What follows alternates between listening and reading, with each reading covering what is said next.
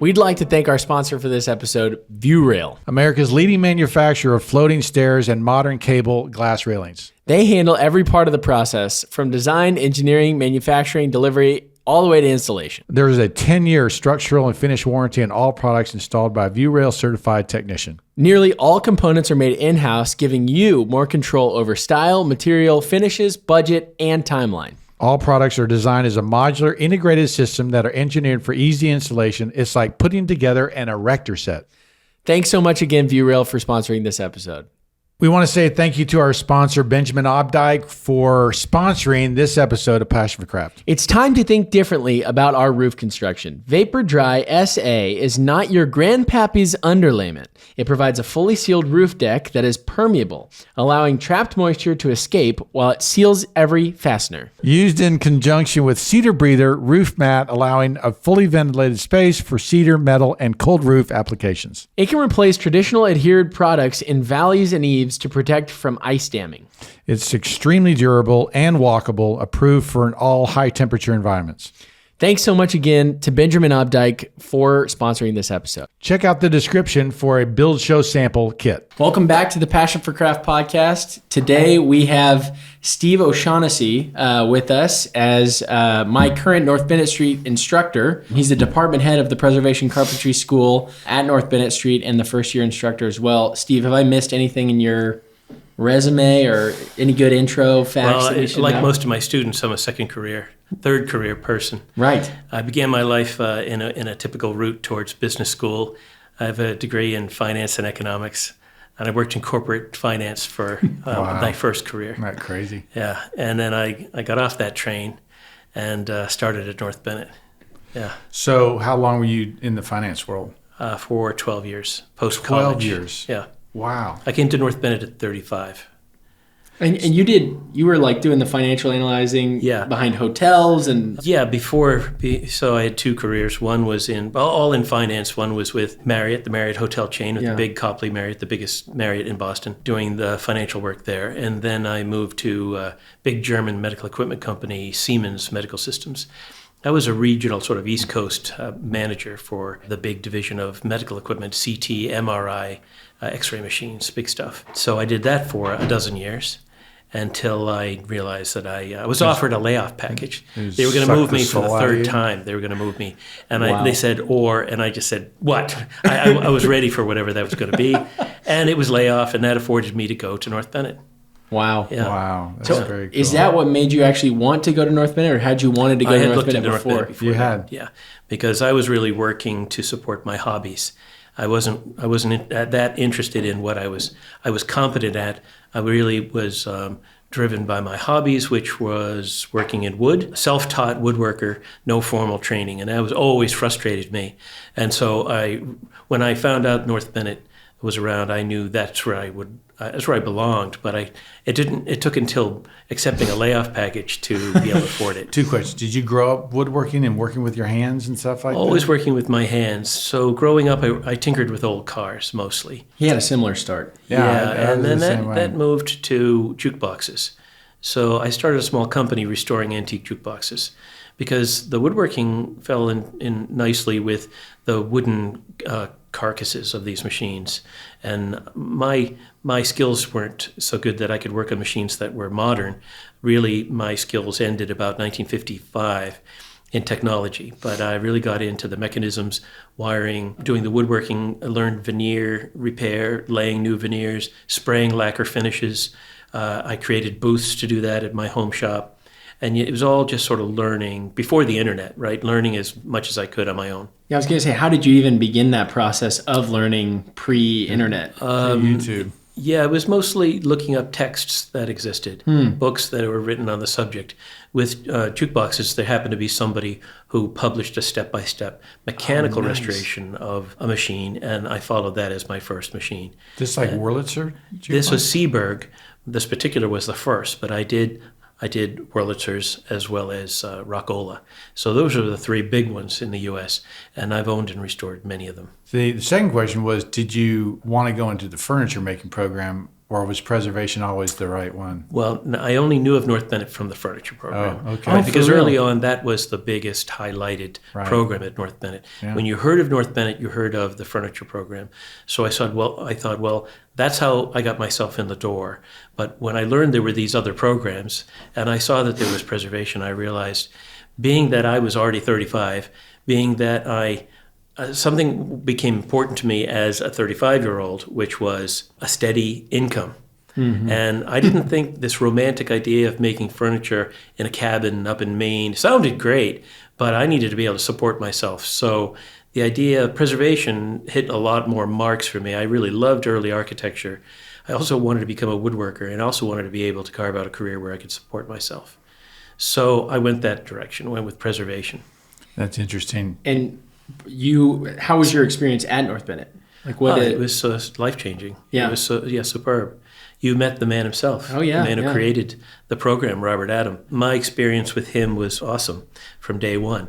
It's not to say that Robert, and he'll self-profess as being a bit ornery, and he was, but you know what? He and I got along famously for the most part. Just a few little bumps in the road, as any student of his would have. Yeah. You can attest to that, Brent. But I think my perspective might have been different than someone 19 or 22. Being a 35-year-old with a previous career, Robert treated me differently, and he separated the class into the older students and the younger in some way. And I think I benefited by that because I maintained a strong relationship with them after I graduated.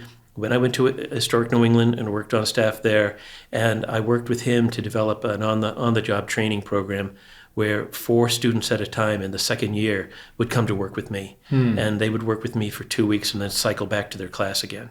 And whatever I was doing at Historic New England is what they did. So was Historic New England SPNEA? Yes. Right. When I went to them in 2000, when did I start there? 2000 is when I started. They were SPNEA, yes, Society for the Preservation of New England Antiquities. It's a terrible name. They've really slimmed down to... I think it worked in 1910 when William Sumner Appleton started the company.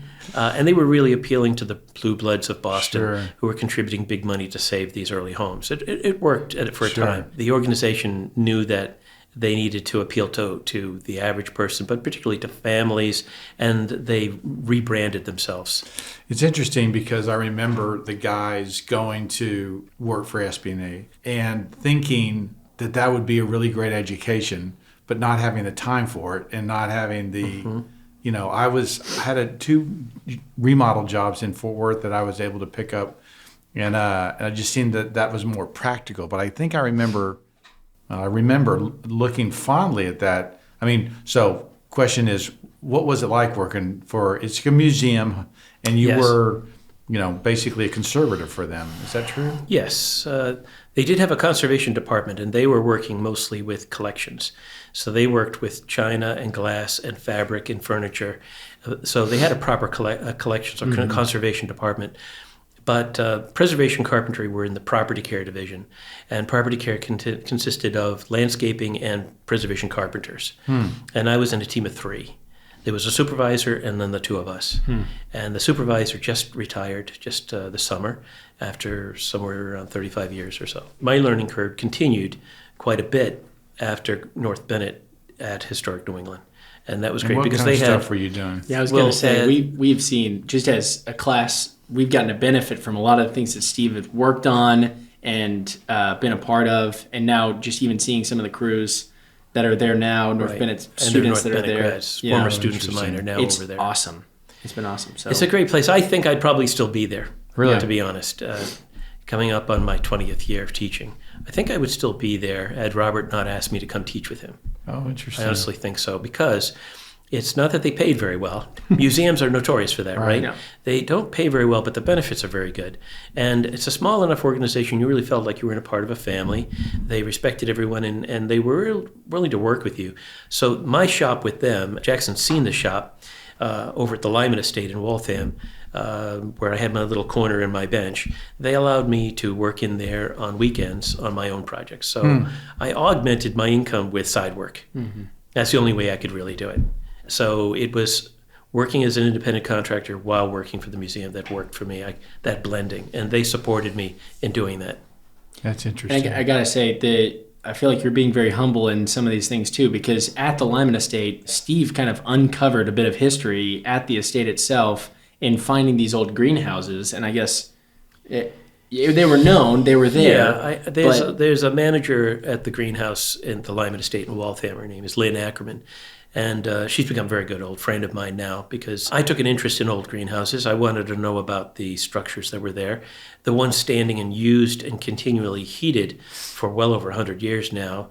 I think they have some record over there. It's like the oldest. Going through winters without letting the buildings go cold for the most number of years than any other greenhouse in the country. But Lynn and I got along great, and I was walking the perimeter of the estate, and I saw something in the tangled weeds and the overgrowth, and it turned out to be an old greenhouse embedded into a hillside. Well, from what period? At the time, we weren't sure. We were thinking it could be the original greenhouse that was somewhat documented by the original builder of the estate in the 1790s. Wow. So we're looking at 1796, 98. It still may be the case. Later, more recent work on that building is pushed it, I think, a little bit into the 19th century, but it's still probably 1800, 1805, somewhere in that time period. And they let me run with it for a while, uncover the building, chopping down the landscape, and uncovering it and really researching. They allowed me on their dime to travel to New York, to the Bronx Arboretum in the Bronx, New York, where they had the largest collection of greenhouse information, drawings, pictures, and I learned a lot about Lord & Burnham and other companies that later on dominated the greenhouse building industry.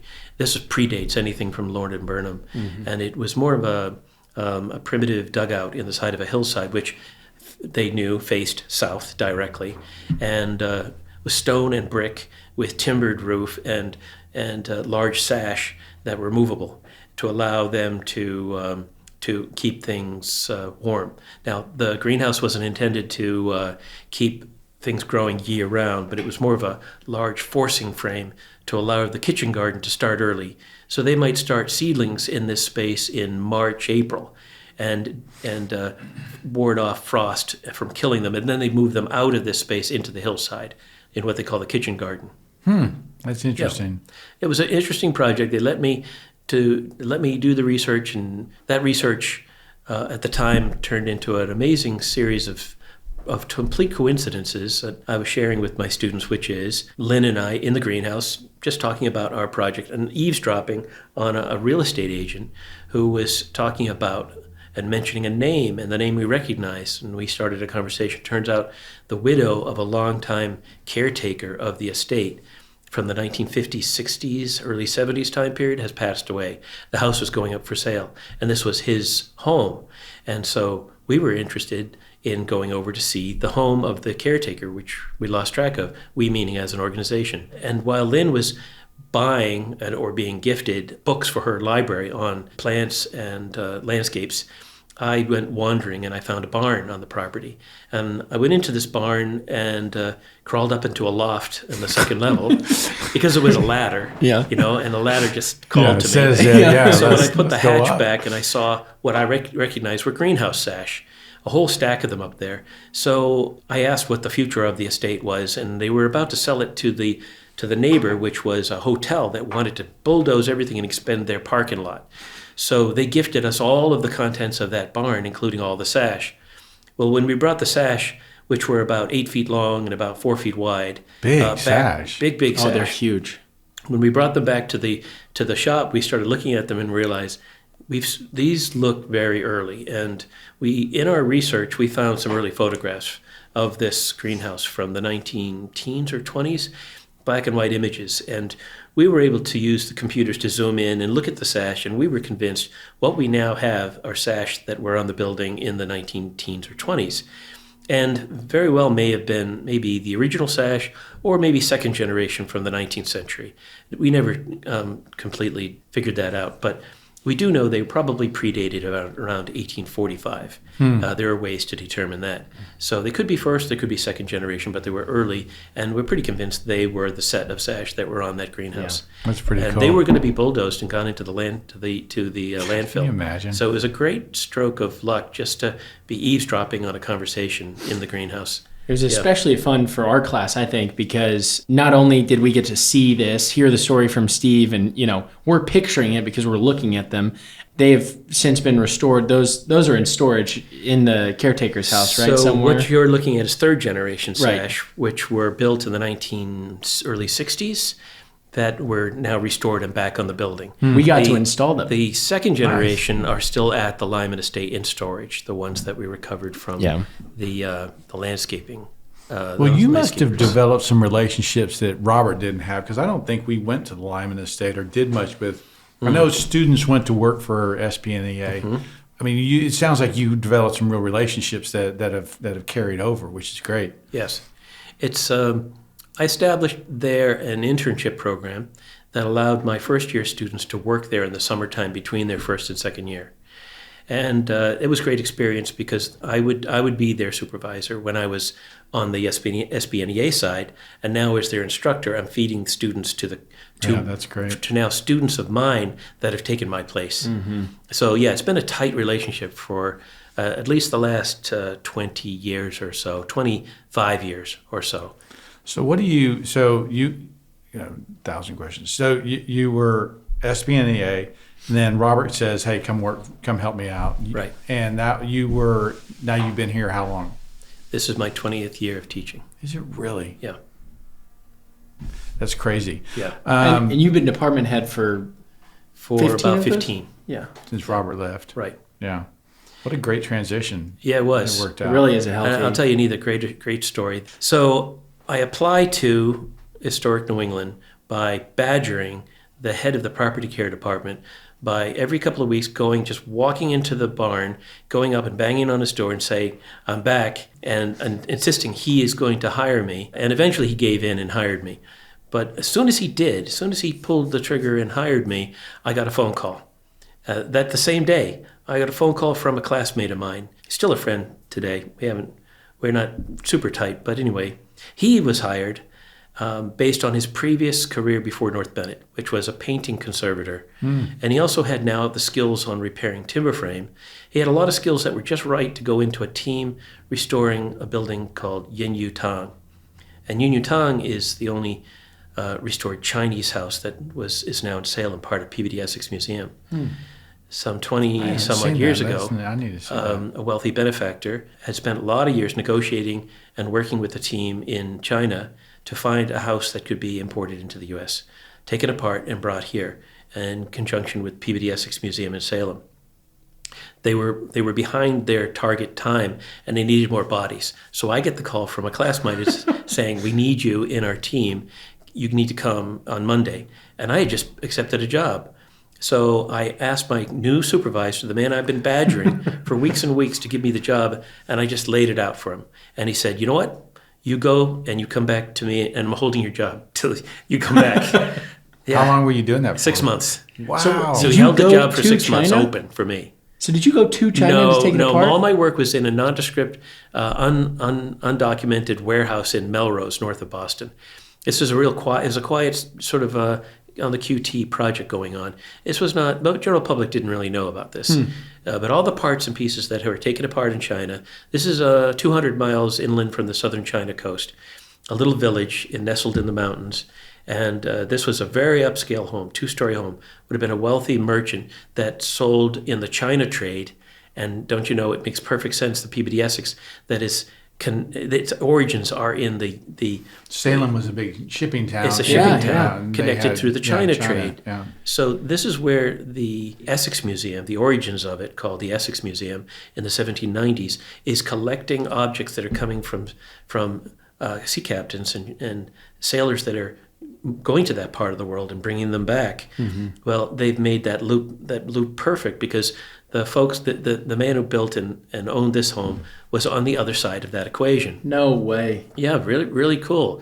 So the house comes in parts and crates, all the stonework, all the timbers, even furniture Everything is in crates. It goes into a warehouse in Melrose. What and that's period would that house have been? 1790, 1800 Okay. is the date of it. And is it distinctively Chinese? Like, is it very Yes. clearly Oh, absolutely, Chinese home? absolutely. And PBD Essex did a superb job in recreating, putting the house back up, connected to their new multi-million-dollar atrium space. But the house is outside, and it's What kind of roof does it have? recreated. It's got a terracotta roof, and it's got a rectangular surrounding profile with a courtyard in the center, Wow. which is open to the weather. How many And it's square feet open is it? for tourists year round. So tourists in February can bundle up and go out to that space because they've got a glass skylight that they move with a crane in the winter over the top of that, and then in the summer they take it off and they put it on the building next door. Otherwise, it's in the open. No way. That's really And cool. the lighting, the everything about it really puts you right back into that house as it would have stood in China. And that's in Salem? It's in Salem. Will we get to see that one? Yeah, we're going to see it on Monday, cool. a week Yeah. week from today. Yeah. Yeah. Can't wait. I need pictures. And Yeah. so the first house we go in our annual trip to Salem is Yun Yu Tang.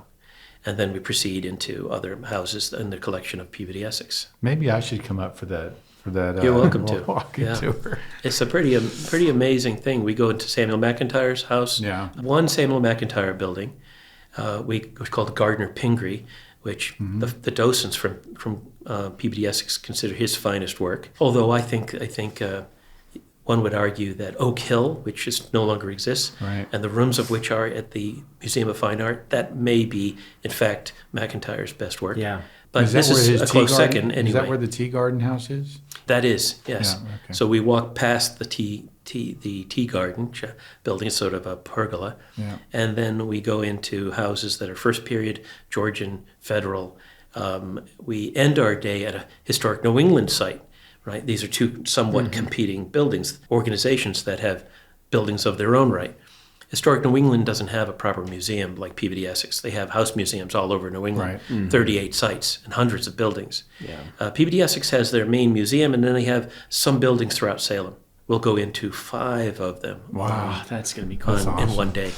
So, all right. So let's pivot a little bit to craft. Sure. Okay. Because I'm getting a sense for like what makes North Bennet Street special. What are we training here? And I say we because I've been here. What is being trained here that works, right? That builds a student who can craft, but the give a shit factor is really high. The skill levels are, I call lost arts that we're not practicing anymore. Do you think it just comes about because we're studying the past, or is there a curriculum piece of this thing that And just really quick before you answer that, I want to know, he's said lost art throughout his lectures today, through a lot of the, do you agree with that? Do you feel like these are a lot of lost arts?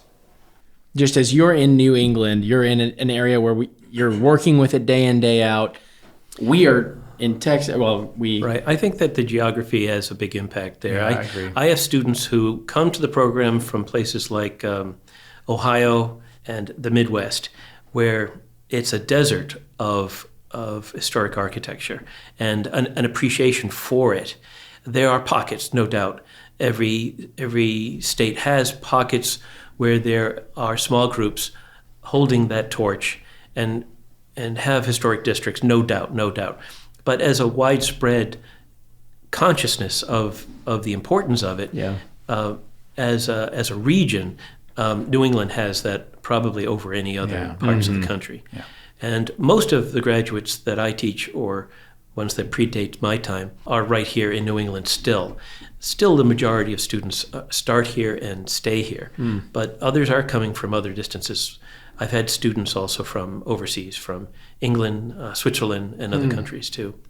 But I think it's probably felt more of lost craft in other places than maybe it does here. But we still understand this is a revival movement still. And the way it works is by my not messing too much with Robert's plan, right? I don't dare. Robert figured it out.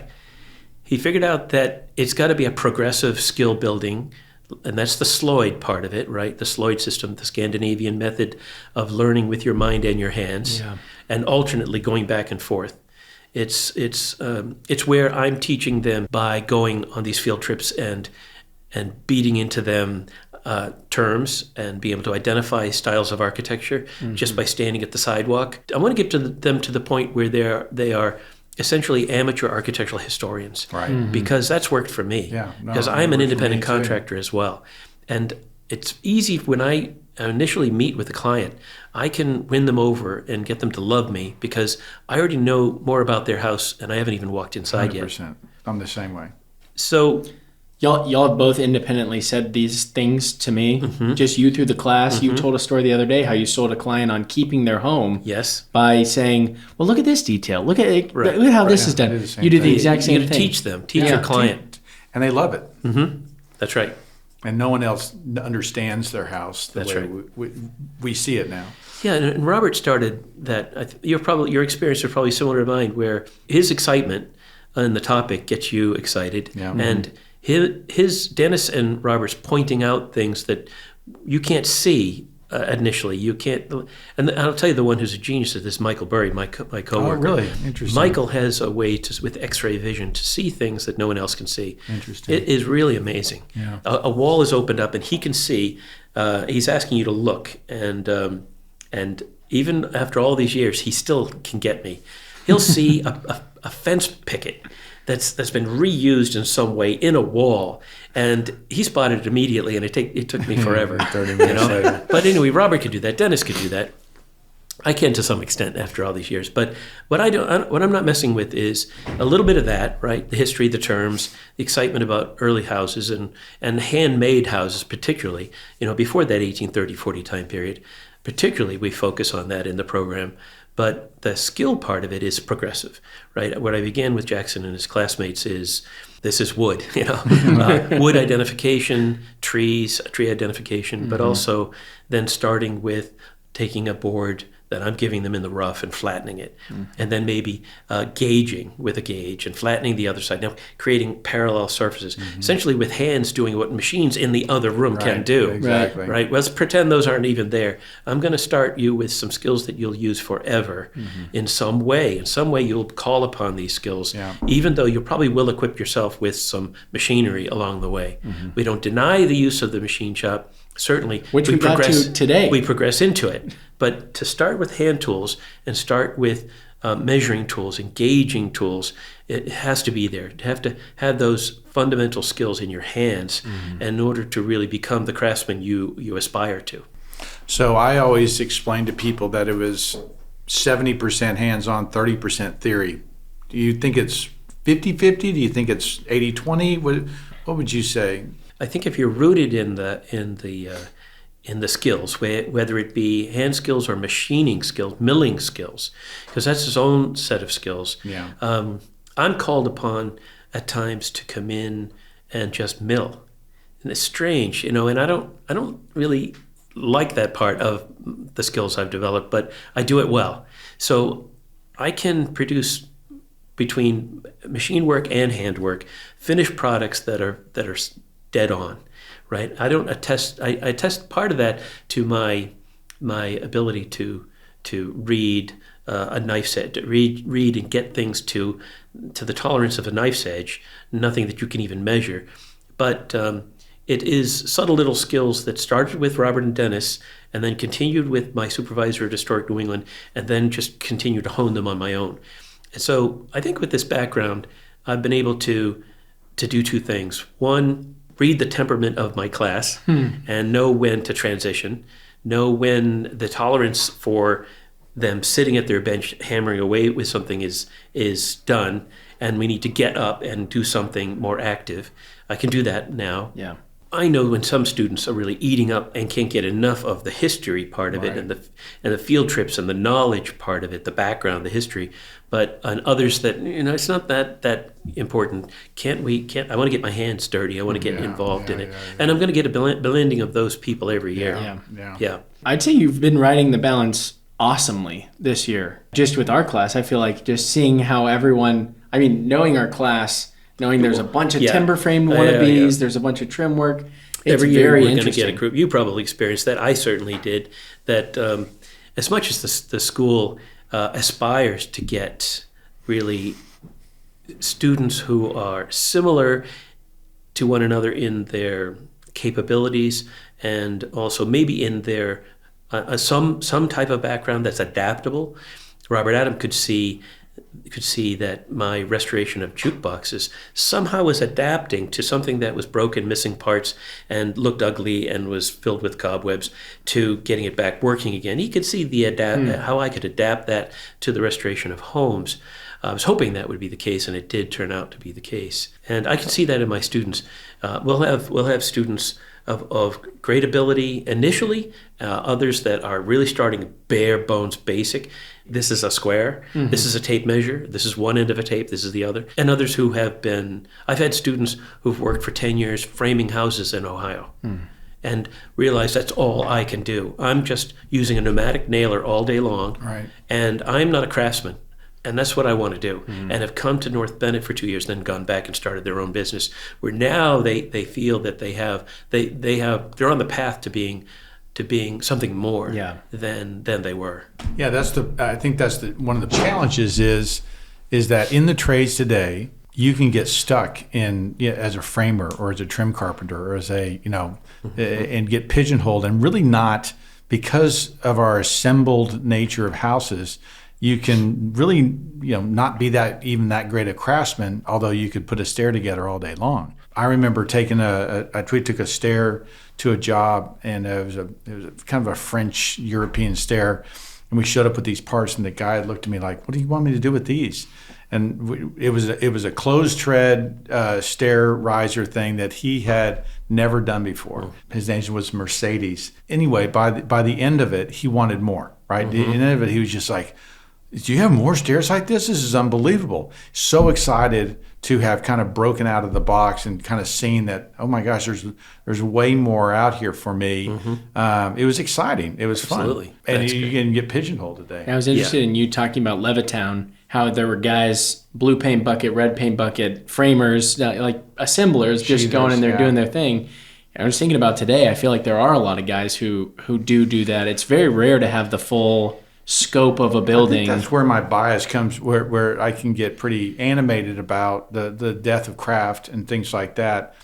Talking to you and Robert, I don't hear as much anxiety as I tend to express. And so it's interesting to me whether it's a regional thing, whether it's, just in Texas, we just don't see that, high level of craft. But I will say that throughout our listeners, our countrywide, we've got listeners in Australia who are saying the same thing as we're hearing from Texas, from everywhere. Ryan is worked in the union here, and he's like, craft is dead here in Boston. So there's. How did you respond to that when a union carpenter who I think would understand, be trained at least, would make the statement that craft is dead? I don't know if a union carpenter would say that in the Boston area. I think it's perspective. Yeah. I think a union carpenter with no prior experience or training or understanding of the broader picture might believe they are crafting homes together. With a broader perspective, I think they would realize they are assembling houses. Yeah. I think that would be the case. Yeah. Because, and you were talking about architects and the limited knowledge of even now senior architects, and I had an interaction a few years ago when we were working on a project here in Boston. This was the oldest firehouse in Boston, still standing barely, and it was saved at over $1 million. Little tiny one-holer, and this was 1859 in Roxbury neighborhood of Boston, and it was being buttressed in order for it not to fall down. Right. That's how bad it was, but it was saved at great expense and effort. North Bennet's component of this was limited. We were going to restore the windows, which were 1/1 with a Gothic arch, these long, narrow windows, of which there was a tall window in the center above symmetrically right in the middle in the second story, and then 2 smaller ones to its left and right, and then the cornice. And the cornice was frieze, soffit fascia, with modillions, large brackets, medium-sized brackets, maybe 10-inch by 10-inch, running every 2 feet down the long walls, then up the gable as well. Slightly different perspective. And we found, with hanging in there, dear life, a little piece of crown molding. And we knew that it also ran down horizontally under the eaves. The same mold, a molding.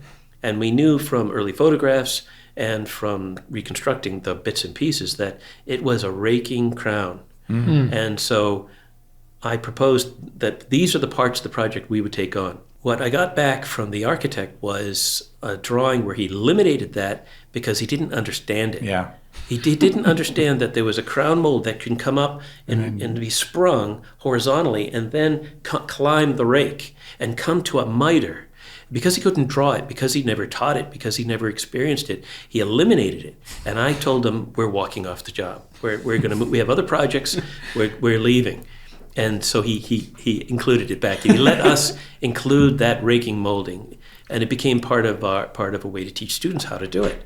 And that is on the building today because of that. I've told the story that an architect friend of mine was saying that she was at architecture school, and then when she got out, she was on a job site, and the wall was opened up, and she saw the studs, and she goes, "Oh, those are the little X squares I've been drawing on the plans," and didn't understand what the studs were in the wall. Didn't understand how it went together, and so, I always look back at the master builders, William Buckland, all this different, Samuel McIntyre, Asher Benjamin, as the model for building, right? That they were architect and builder. They could craft, they could build.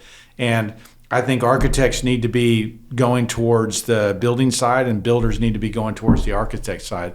And right now they're just two separate entities, unfortunately. Mm-hmm. And I think to the detriment of our buildings, I think. I agree. Yeah, if you can design and build, that's the recipe for success, really, and be able to include crafts and all of that classicism we talked about earlier into the design, and not sacrifice it, for just an assembly of parts. Something I noticed just from both of you again, and maybe this is just due to Robert Adams' teachings and everything else, but you ran a Master Builders University recently where he was teaching, people with businesses, things that they need to know in order to do their business well. And one of the things that got the most grumbles, or why are we doing this? What's the focus on this? Was drafting. He said you need to know how to sketch. Similarly, in our class, I haven't heard many complaints. Everyone's pretty excited about what we're doing. But all of a sudden we get into drafting and people go, why do I need to draw it first? Why can't I just build it? What's going on? And it's so interesting. I'd love to hear y'all's perspective on that. But even just to show the benefits of it, Carpentry was asking the question, how did they put up their shed so quickly? Peter, their instructor, said, well, they've been drafting it for the past 3 weeks in the classroom. They know them inside and out. They're just putting them up. Yeah. So anyway, I just thought those were helpful, interesting things. It's true. There's been plenty of opportunities for me to progress into CAD and include in the admissions department's advertising of the program that you must bring along a laptop. But I've rejected it for 20 years now.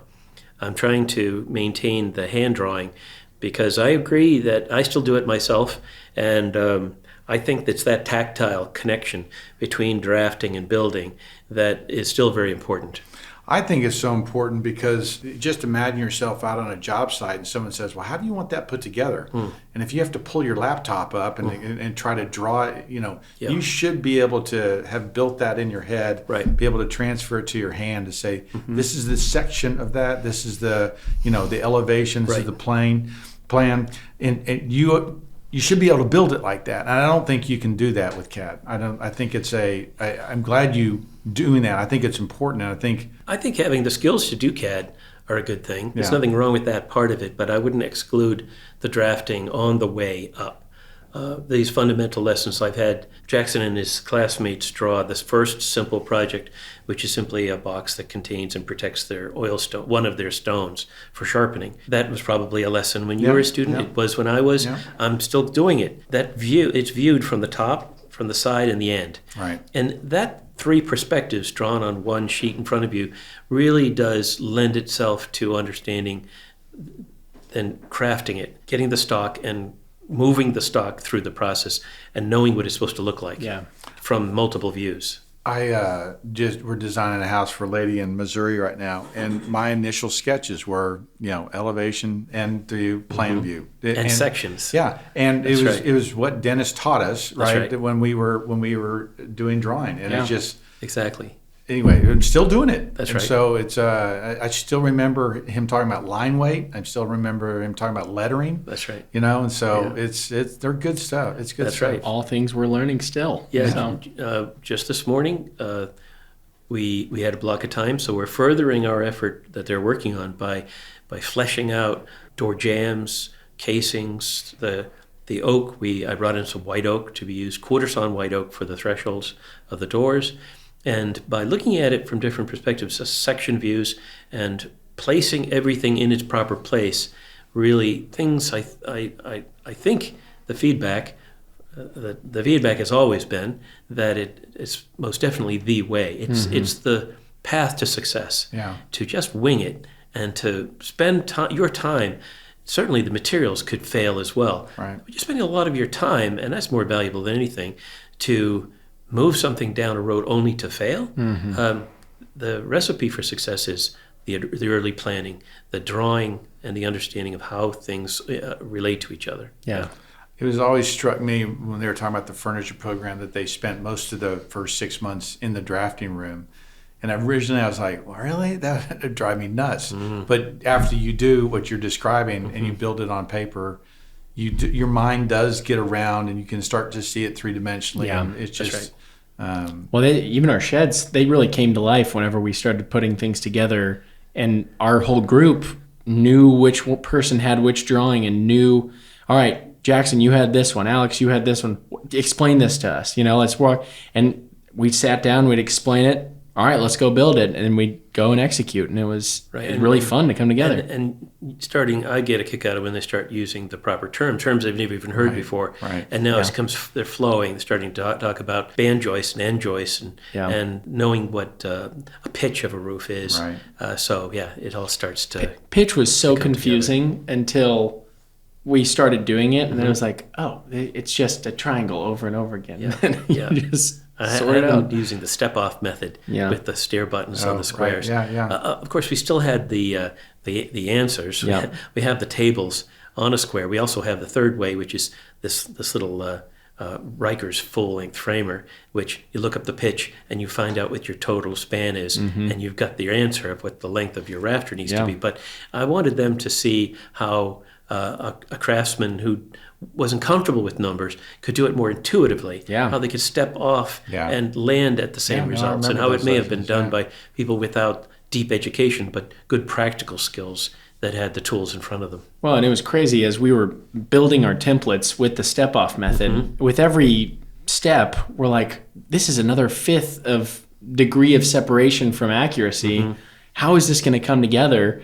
And sure enough, our template that we used was not from some math that we did, not from pulling a tape, not from it. It was just step off all the way up. We found it, we hit our template, and then our bird's mouth just seated perfectly. We were like, well, something worked out there. I don't know how that worked out. I think the last question, I think one of the things that makes you such a cool craftsperson, Steve, is that you really do have multifacets in the way that you're not just a woodworker, you're not just a restorer. You've got your car, you've got the jukeboxes and all that sorts of other stuff. So I didn't know if you wanted to speak on your car, your cool project that you've been working on forever. Oh, God. What car you got? I got a 1952 Buick Roadmaster Estate wagon. It's a Woody. It's one of the last of the Woody station wagons. Now, is that real wood? Yes, it's ash, white ash. White ash. And it's structural.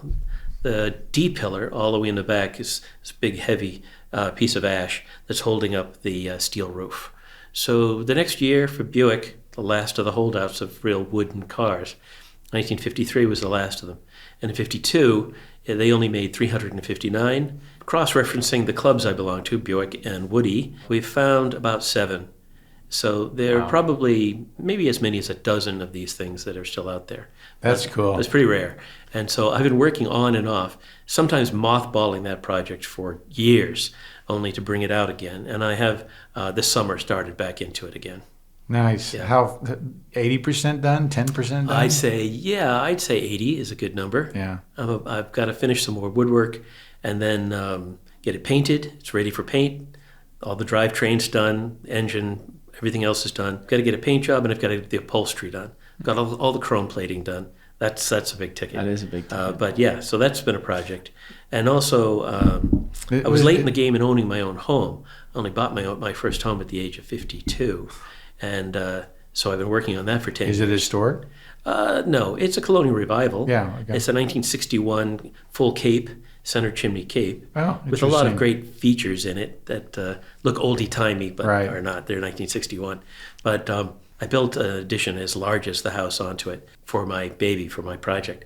Big garage, right, and a wood shop. So because I looked at the house, I said, that'll do. And then I stepped off next to the house to the property line. Yeah. It started walking out the footprint of this large Yeah. addition. And if it would fit, I bought the house. Because I needed to build this big garage Yeah. for That's my awesome. car. Yeah. Oh, that's really cool. Well, Steve, thanks again for Oh, being you're a very guest. welcome. You're We welcome. really It's great. appreciate you Really fun. and all your time. So thanks for watching this episode, and we'll see you in the next one.